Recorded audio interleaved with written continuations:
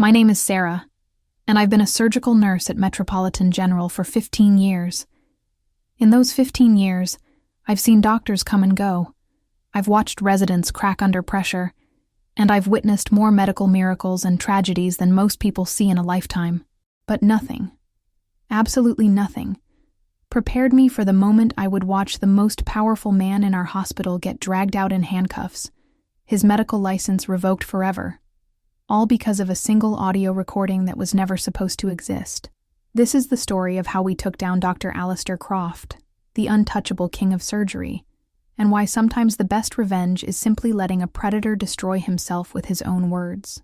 Let me paint you a picture of Metropolitan General Hospital. It's one of those gleaming medical towers that looks impressive from the outside, with marble floors and floor-to-ceiling windows that scream prestige and cutting-edge medicine.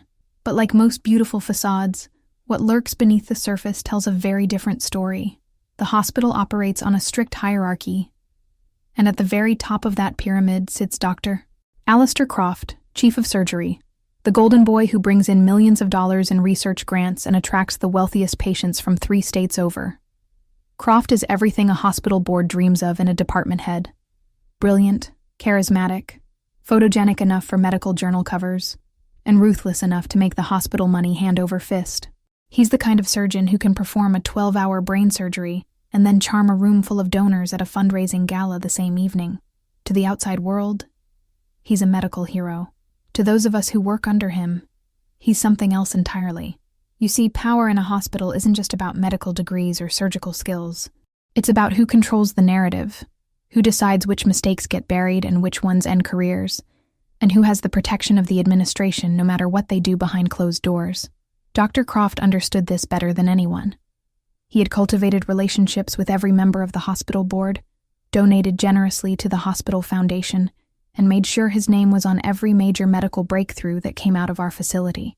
He was, for all intents and purposes, untouchable. And he knew it. I've been working in surgical units long enough to recognize the signs of a toxic power structure. And Metropolitan General under Croft's leadership was textbook. He ruled through intimidation, public humiliation, and what I can only describe as psychological warfare. During surgical meetings, he would single out residents and attending physicians for the smallest infractions, berating them in front of their peers until some of them were literally shaking. I watched grown men with medical degrees from Harvard and Johns Hopkins reduced to stammering apologies over minor scheduling conflicts or typos in patient notes. But it was his treatment of the female staff that truly revealed his character. With male colleagues, his cruelty was professional, calculated to maintain his dominance in the medical hierarchy. With women, especially young female residents and nurses, there was always an undercurrent of something more sinister, something that made my skin crawl every time I witnessed it. The nursing staff had developed an informal warning system over the years. We would quietly alert each other when Croft was in one of his moods, when it was better to avoid the surgical floors altogether, when it was safer to send male colleagues to deliver reports or ask questions. We had all heard the whispered stories about his mentoring sessions with female residents, about the inappropriate comments during surgeries when only surgical staff were present, about the way he would corner young nurses in supply closets and empty patient rooms. But whispers don't end careers, and rumors don't revoke medical licenses. In a hospital where Croft brought in millions of dollars annually, whispers were just background noise that the administration was more than happy to ignore. That's why when Dr. Anya Sharma arrived at Metropolitan General in July as a first-year surgery resident, I felt that familiar knot of dread in my stomach. Anya was everything that would attract Croft's predatory attention. Young, brilliant, eager to please, and vulnerable in the way that all first-year residents are when they're desperate to prove themselves worthy of their position.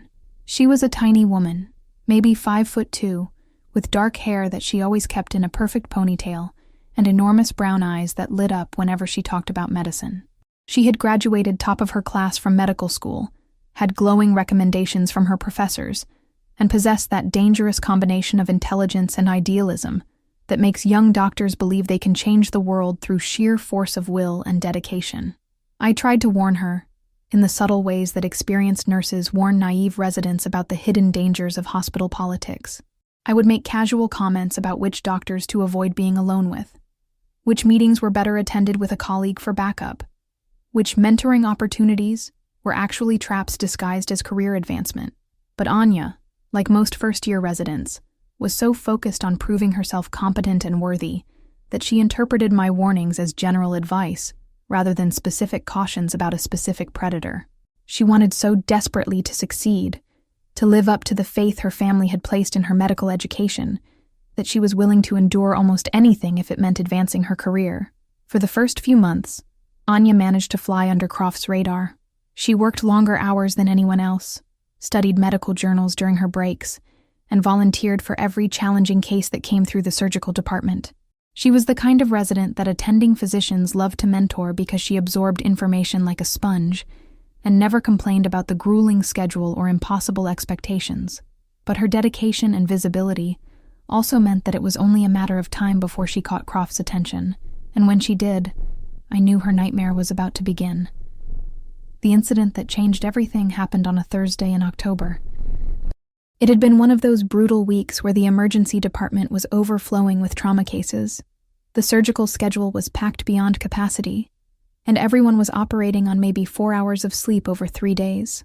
Anya had been on call for 36 hours straight, handling everything from appendectomies to emergency craniotomies, and by Thursday afternoon she was physically and emotionally exhausted in the way that only medical residents understand.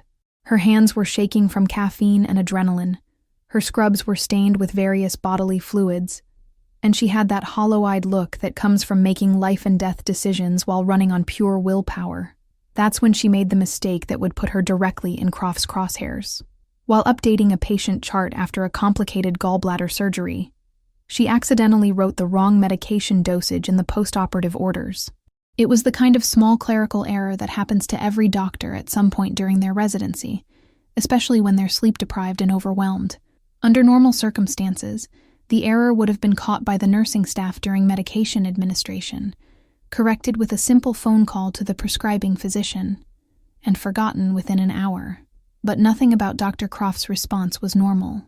He discovered the error during his afternoon chart review, and instead of simply correcting it or speaking to Anya privately, he chose to make it a public spectacle. During the evening surgical meeting, with the entire department present, he held up Anya's chart and announced that he wanted to discuss the dangerous incompetence of our newest resident. He proceeded to dissect every aspect of Anya's work over the previous week, questioning her surgical techniques, her patient assessment skills, and her basic understanding of medical protocols. He made it clear that, in his opinion, she was unfit to be a surgeon, and suggested that perhaps she should consider transferring to a less demanding specialty, like family medicine or psychiatry. The room was silent, except for the sound of Anya's quiet breathing and the occasional shuffle of papers, as other residents pretended to study their notes rather than witness her humiliation. I watched from the back of the room as her face went from pale to red to pale again, as her hands clenched and unclenched in her lap, as she fought back tears while Croft systematically destroyed her confidence and reputation in front of her peers. When he finally finished his verbal assault, he announced that he wanted to see her in his office immediately for a more detailed discussion about her future in this program, but Croft didn't take her to his office.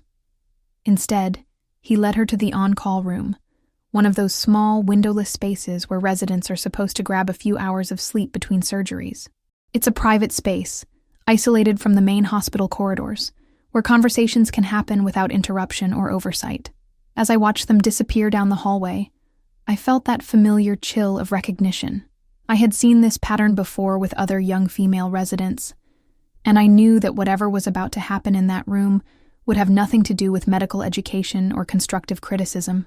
20 minutes later, Anya came stumbling out of the on-call room, her face streaked with tears, her scrubs disheveled, and her hands shaking so violently she could barely hold her clipboard. She looked like someone who had just survived a car accident, shocked and disoriented, and completely unprepared for what had just happened to her. When she saw me in the hallway, she immediately broke down, sobbing so hard that she could barely speak. But through her tears, she managed to gasp out the words that would eventually destroy Dr. Croft's career. He harassed me in the on-call room. He said things. He touched. I don't know what to do. In that moment, I didn't see a crying resident. I saw his last victim, and I decided it was time for the predator to become the prey. If you believe in the power of unity to take down a tyrant, subscribe to Hospital Revenge and join our silent revolution. I immediately took Anya to the nurses' break room, a space that had become an unofficial sanctuary for female hospital staff over the years. It was there that she told us the full story of what had happened in that on-call room, and with each detail, my anger transformed from a simmer to a rolling boil. According to Anya, Croft had started the conversation by berating her about the medication error, telling her that she was obviously unfit for surgery and that he had serious doubts about her ability to complete the residency program. But then his tone had shifted, becoming more personal and invasive. He told her that her career was in his hands, that he could make or break her future with a single phone call to other hospitals, and that her success depended entirely on his willingness to give her a positive recommendation. Then came the proposition that revealed his true intentions. He told her that everyone makes mistakes, and that those mistakes could be overlooked if she showed him the proper appreciation for his mentorship. He moved closer to her as he spoke, backing her against the wall of the small room until she had nowhere to retreat. He touched her arm, then her shoulder, then her face, telling her that she was such a pretty little thing, and that he could teach her so much more than just surgery if she was willing to be flexible in her learning approach. When she tried to move away from him, he blocked her path and made it clear that refusing his advances would result in a negative evaluation that would effectively end her medical career before it had even begun. Anya managed to escape the room only because Croft's pager went off, calling him to an emergency surgery. But not before he made it crystal clear that their conversation was far from over, and that he expected her to think very carefully about what kind of mentoring relationship she wanted to have with him going forward. The threat was obvious, and the choice he was offering was no choice at all. Submit to his harassment and abuse, or watch your dreams of becoming a surgeon disappear forever. As I listened to Anya's story, I was joined by two other senior nurses, Maria Santos and Jennifer Kim, both women who had worked at Metropolitan General almost as long as I had. We had all heard variations of this story before, whispered in break rooms and shared during late-night shifts when exhaustion made people more willing to speak truth about the hospital's dark secrets. We had all seen young female residents suddenly transfer to other programs with no explanation, or abruptly change their specialty focus after promising surgical careers. We had all watched bright, ambitious women lose their confidence and their passion for medicine after spending time under Croft's mentorship. But this time felt different. This time, we had a victim who was willing to talk, and more importantly, we had each other. Maria was the first to speak after Anya finished her story. "This isn't the first time," she said quietly. "It won't be the last time unless we do something about it." Jennifer nodded in agreement, her jaw clenched with the kind of controlled fury that comes from years of watching injustice go unpunished. "The question is," Jennifer said, "what can we actually do? We all know that HR will protect him. The administration will protect him. His colleagues will protect him. So who's going to protect the residents?" That's when Anya made the discovery that would change everything. As she sat there in our break room, still shaking from her encounter with Croft, she suddenly realized that she had left her cell phone in the on-call room. She had been using it earlier to record voice notes to herself about patient care instructions, a habit she had developed during medical school to help her remember complex treatment protocols. In her panic to escape from Croft, she had completely forgotten about the phone, which was still sitting on the small desk in the corner of the room where she had placed it before Croft had cornered her. The four of us looked at each other with a mixture of hope and dread. If the phone was still recording when Croft had made his proposition, we might have evidence of his harassment. But if the recording had stopped, or if Croft had discovered the phone and destroyed it, then Anya would still be left with nothing but her word against that of the most powerful man in the hospital. There was only one way to find out. We waited until Croft was safely in surgery. Then Anya and I quietly made our way back to the on-call room. The phone was exactly where she had left it, and when we checked the voice recording app, we discovered something that none of us had dared to hope for. The app was still running, and it had captured everything. Not just the harassment and the inappropriate touching, but also Croft's explicit threats about destroying Anya's career if she didn't submit to his advances. His voice was clear and unmistakable, and his words were absolutely damning. Sometimes justice doesn't come from an elaborate plan, but from a stroke of luck, an accidental recording. The question is, what do you do when fate hands you the perfect weapon? If you've ever dreamed of having irrefutable proof against someone who wronged you, leave a like on this video and tell us in the comments. What would you do with that recording? As we listened to that audio file, sitting in the very room where the harassment had taken place, I felt something shift in the dynamic between us. We were no longer just witnesses to injustice or passive observers of a broken system. We had become active participants in what would be Croft's downfall, and the responsibility of that power was both exhilarating and terrifying. The recording was clear evidence of sexual harassment, abuse of power, and threats against a subordinate's career. In the right hands, it would be enough to end Croft's medical career permanently. The question was, whose hands were the right hands? Our first instinct was to take the recording to the hospital's Human Resources Department, but years of experience had taught us that internal complaints against powerful physicians rarely resulted in meaningful consequences. HR departments in major hospitals are designed to protect the institution's reputation and financial interests, not to seek justice for individual employees. A complaint against Croft would likely result in a quiet investigation that would drag on for months, during which time Anya would face retaliation and pressure to drop her accusations. Even if the investigation concluded that harassment had occurred, the most likely outcome would be mandatory sensitivity training for Croft and a confidential settlement that would allow him to continue practicing medicine while Anya's career would be effectively over. Maria suggested that we could take the recording to the local police, but sexual harassment in the workplace is rarely prosecuted as a criminal matter unless it involves physical assault or explicit threats of violence. While Croft's behavior was clearly inappropriate and abusive, it would be difficult to prove that it met the legal threshold for criminal harassment, especially given his reputation and connections in the community. The police would likely refer the matter back to the hospital's internal complaint process, which would bring us right back to where we started. That's when Jennifer made the suggestion that would ultimately prove to be our path to victory. "What if we skip the hospital entirely?" she asked. "What if we go straight to the state medical board?" The medical board, she explained, was responsible for licensing and disciplining physicians throughout the state.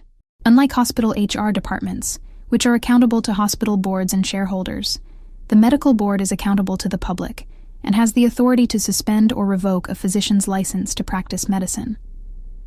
A complaint to the medical board would trigger an independent investigation that the hospital couldn't control or influence, and if the investigation substantiated the harassment allegations, Croft could lose his license permanently. The more we discussed this option, the more sense it made. The medical board takes complaints about physician misconduct very seriously, especially when they involve abuse of power and sexual harassment. They have investigators trained specifically to handle these types of cases, and they have the authority to subpoena hospital records, interview witnesses, and conduct thorough investigations, regardless of the hospital's cooperation. Most importantly, a medical board investigation would be a matter of public record, which meant that even if Croft tried to cover up or minimize his behavior, the investigation itself would be documented and available to future employers, colleagues, and patients. We spent the next several hours researching the medical board's complaint process and preparing our documentation. We learned that complaints could be filed anonymously, which would protect Anya from immediate retaliation while the investigation was underway. We also learned that audio recordings were considered admissible evidence in medical board proceedings, as long as they were obtained legally and the recording clearly identified the parties involved. Since Anya had been recording voice notes for her own use when Croft's harassment was captured, the recording would be considered legally obtained evidence of professional misconduct. But our plan went beyond simply filing a complaint. We decided to create a comprehensive dossier that would paint a complete picture of Croft's pattern of harassment and abuse. Maria reached out to other nurses who had witnessed inappropriate behavior over the years, collecting statements and documentation that demonstrated a long history of misconduct. Jennifer contacted former residents who had left the program under suspicious circumstances, many of whom were willing to provide sworn statements about their own experiences with Croft's harassment once they learned that other victims were coming forward. I took responsibility for coordinating our evidence collection and preparing the formal complaint document. We gathered copies of Anya's personnel file, documentation of her excellent performance reviews prior to the harassment incident, and medical records that showed she had sought treatment for anxiety and stress-related symptoms following her encounter with Croft.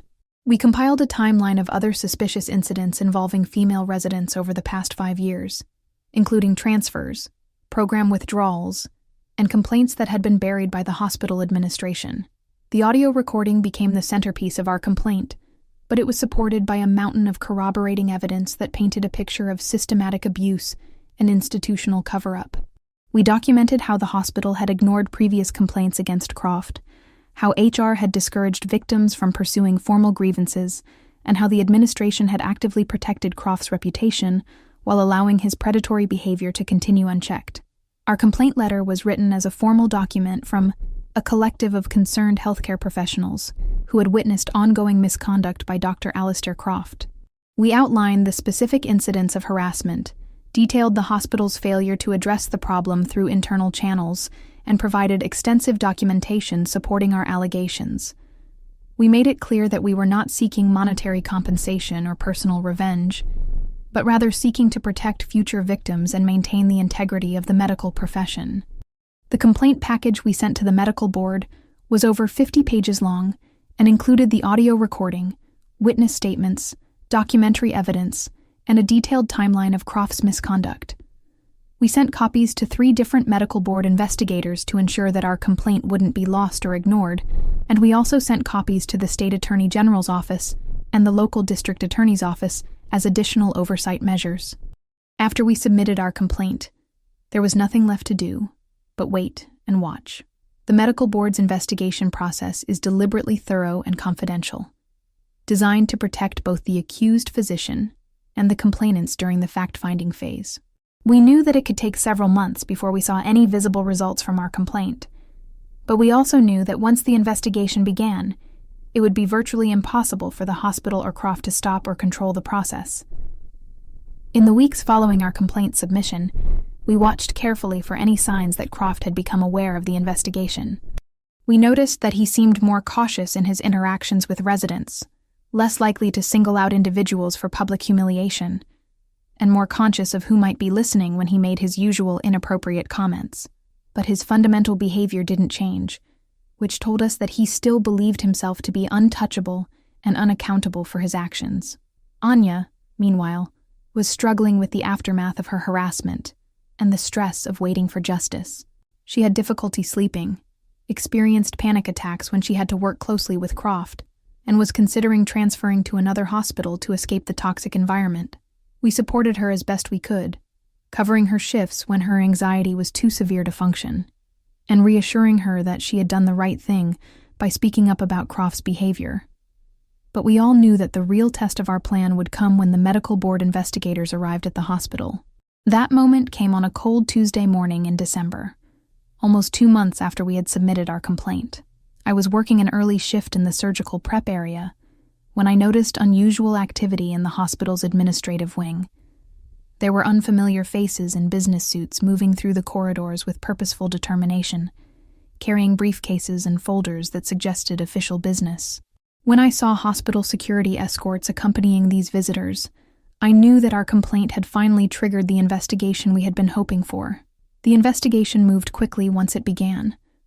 Medical board investigators interviewed dozens of hospital staff members, including nurses, residents, attending physicians, and administrative personnel. They reviewed years of personnel files, complaint records, and internal communications. They subpoenaed hospital records that documented patterns of resident transfers and program withdrawals. Most importantly, they conducted extensive interviews with current and former victims of Croft's harassment, many of whom had never previously felt safe enough to speak publicly about their experiences. The audio recording of Anya's harassment proved to be the smoking gun that investigators needed to substantiate the broader pattern of misconduct. Combined with the witness statements and documentary evidence we had provided, it painted an undeniable picture of a physician who had systematically abused his position of power to sexually harass and intimidate subordinates. The hospital's own internal records showed that administrators had been aware of complaints against Croft for years, but had failed to take meaningful disciplinary action, which demonstrated institutional complicity in his misconduct. 3 weeks after the investigation began, we got the news we had been waiting for. The medical board had voted to immediately suspend Croft's medical license pending a formal disciplinary hearing. The suspension meant that he could no longer practice medicine, perform surgeries, or supervise residents until the board completed its formal review process. For a surgeon whose identity and income depended entirely on his ability to practice medicine, the suspension was essentially a professional death sentence. The hospital's response to the suspension was swift and decisive. Rather than standing by their star surgeon, the administration immediately distanced themselves from Croft and his misconduct. They issued a statement expressing full cooperation with the medical board investigation and emphasizing their commitment to maintaining a safe and professional work environment. Croft was placed on administrative leave pending the resolution of the disciplinary proceedings, and the hospital hired an external consulting firm to review their policies and procedures for handling sexual harassment complaints. But the most satisfying moment of our entire campaign came on the day when medical board investigators and hospital security arrived at Croft's office to officially notify him of his license suspension and escort him from the hospital premises. I happened to be in the hallway when they emerged from his office, and I will never forget the look on Croft's face as he realized that his career was over. The arrogant, untouchable surgeon who had terrorized residents and staff for years suddenly looked small and powerless, flanked by investigators and security guards as he was walked out of the hospital he had once ruled with absolute authority. His face was pale with shock and disbelief, as if he couldn't quite comprehend that the system that had protected him for so long had finally turned against him. His hands were shaking as he carried the box of personal belongings that represented the end of his medical career, and his usual commanding presence had been replaced by the defeated posture of a man who knew that his reputation and livelihood were destroyed forever.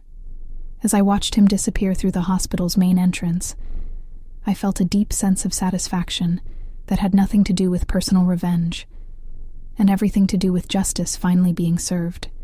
The formal disciplinary hearing took place 6 months later, and the medical board's decision was unanimous. Dr. Alistair Croft's medical license was permanently revoked, and he was banned from applying for reinstatement for a minimum of 10 years. The board's written decision detailed the extensive evidence of sexual harassment, abuse of power, and professional misconduct that had been uncovered during their investigation. They specifically cited the audio recording of his harassment of Anya as clear evidence of behavior that was incompatible with the practice of medicine and the trust that patients place in their physicians. The ripple effects of Croft's downfall extended far beyond his individual case. The hospital implemented comprehensive policy changes designed to prevent future incidents of sexual harassment and abuse of power. They established an anonymous reporting system that allowed staff to report misconduct without fear of retaliation, created an independent ombudsman position to investigate complaints, and mandated regular training for all physicians and administrators on appropriate professional conduct and respect in the workplace. Anya completed her surgical residency with flying colors, eventually becoming one of the most respected surgeons in the hospital. The experience of standing up to Croft and seeing justice served gave her a confidence and strength that served her well throughout her medical career. She became an advocate for other young physicians facing harassment or abuse, and she often spoke at medical conferences about the importance of creating safe and supportive training environments for residents. As for me, I continued working at Metropolitan General for several more years before retiring, secure in the knowledge that we had made the hospital a safer place for the next generation of medical professionals. The network of nurses and staff members who had come together to bring down Croft remained connected, serving as an informal support system for anyone facing similar challenges in the future. We had learned that sometimes the most powerful weapon against institutional corruption is simply the willingness of ordinary people to stand up and demand justice. They call us just nurses. What they don't understand is that we see everything. We hear everything, and we have patience. His revenge was an email. Justice was the revocation of his license. And the lesson is to never underestimate the women who control the corridors. If you agree, share this story so that other voices can be heard. And subscribe to Hospital Revenge, because every hospital has a secret. The story of Dr. Alistair Croft serves as a reminder that no one, regardless of their position or power, is truly untouchable when they abuse that power to harm others. It demonstrates the importance of believing victims, supporting those who speak out against misconduct, and using every available avenue to seek justice when internal systems fail to protect the vulnerable. Most importantly, it shows that sometimes the most effective form of revenge is simply ensuring that a predator can never hurt anyone else again. In the end, Croft's downfall came not from an elaborate scheme or complex plan, but from his own words captured on a recording he never knew existed. His arrogance and sense of invincibility led him to believe that he could continue his pattern of harassment without consequences, and that belief ultimately became his undoing. The young resident he thought he could intimidate and abuse became the catalyst for his complete destruction, and the just nurses he had dismissed and ignored became the architects of his professional demise. This is the power of truth, the power of evidence, and the power of people who refuse to remain silent in the face of injustice. Dr. Alistair Croft learned too late that in the modern world, there are no truly private moments, no completely safe spaces for predators to operate, and no positions of power that provide absolute protection from the consequences of criminal behavior. His medical license is gone forever. His reputation is destroyed beyond repair, and his legacy will always be defined by the victims he harassed rather than the surgeries he performed. The lesson for other potential predators is clear. The people you dismiss as powerless may be the very people who hold your fate in their hands. The victims you think will remain silent may find their voices when they realize they're not alone. And the evidence you think doesn't exist may be captured by technology you never noticed or considered. In Dr. Croft's case, a single accidental recording became the foundation for a comprehensive investigation that exposed years of misconduct and ended a career that had once seemed unstoppable. For those of us who lived through this experience, the satisfaction comes not from watching someone's life fall apart, but from knowing that we prevented future victims and restored some measure of justice to a system that had failed so many people for so long. We proved that ordinary hospital workers, when they work together with determination and courage, can hold even the most powerful individuals accountable for their actions. We demonstrated that truth and evidence will ultimately prevail over reputation and political protection, even when the odds seem impossibly stacked against justice. The recording that destroyed Dr. Croft's career was never supposed to exist, but once it did exist, it became an unstoppable force that no amount of power or influence could contain. His own words became the weapon that ended his reign of terror, and his own arrogance became the trap that he could never escape. In the end, the most fitting punishment for a man who had built his career on intimidation and abuse was to have that career ended by the voices of the women he had tried so hard to silence.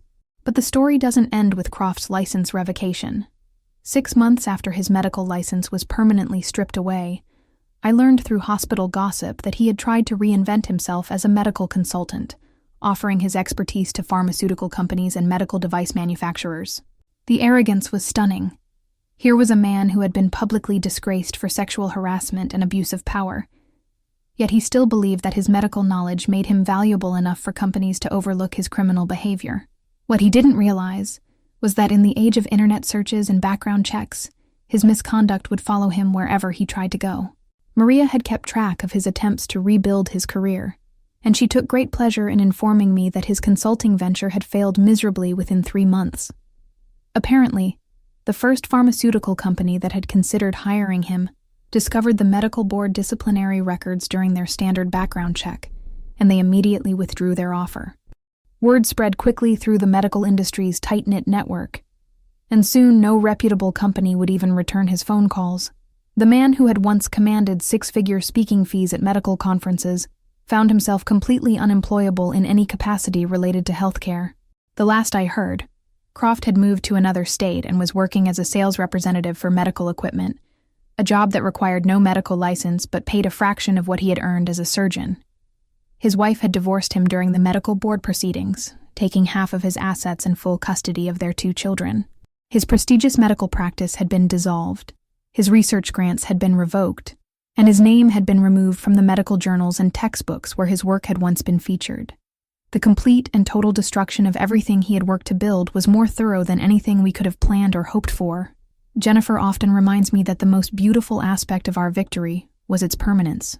Unlike a hospital disciplinary action that might be overturned by a new administration, or a criminal conviction that might be appealed or reduced, the medical board's decision was final and irreversible. Croft would never practice medicine again, never have authority over vulnerable residents, never be in a position to use his power to hurt another person. His predatory career was over forever, and there was absolutely nothing he could do to change that reality. Anya went on to become not just an excellent surgeon, but a leader in the fight against workplace harassment in medical settings. She testified before state legislative committees about the need for stronger protections for medical residents, spoke at medical school orientation programs about recognizing and reporting abuse, and helped establish mentorship programs that paired young residents with multiple supervisors to prevent the kind of isolation that had made her vulnerable to Croft's predation. Her experience with harassment, as traumatic as it was, became the foundation for systemic changes that protected countless other young doctors from suffering the same abuse. The three of us, Maria, Jennifer, and I, became something of legends among the nursing staff at Metropolitan General. Our successful takedown of the untouchable Dr. Croft proved that even the most powerful predators could be held accountable if their victims had the courage to speak up and the support system to see justice through to the end. Younger nurses would seek us out for advice when they witnessed misconduct, knowing that we had demonstrated a successful pathway for fighting institutional corruption and abuse. Years later, when I was preparing for retirement, I received a letter from a nurse at a hospital in Texas. She had heard our story through the medical community's informal network, and she was writing to thank us for showing her that it was possible to take down a powerful physician who was harassing staff at her facility. She told me that she and her colleagues had used our approach as a blueprint for their own complaint to their state medical board, and that their predator had also lost his license permanently. She called us heroes, but I knew better. We weren't heroes. We were just women who had finally gotten tired of watching evil triumph while good people stayed silent. The ripple effects of our actions extended far beyond our own hospital or even our own state. The case became a landmark example that was cited in medical board training materials, legal workshops for healthcare attorneys, and policy discussions about protecting vulnerable workers in medical settings. The audio recording became a teaching tool that demonstrated the importance of documenting harassment and the power of irrefutable evidence in disciplinary proceedings. Our story proved that technology could be a powerful ally for victims of abuse, even when that technology captured evidence completely by accident.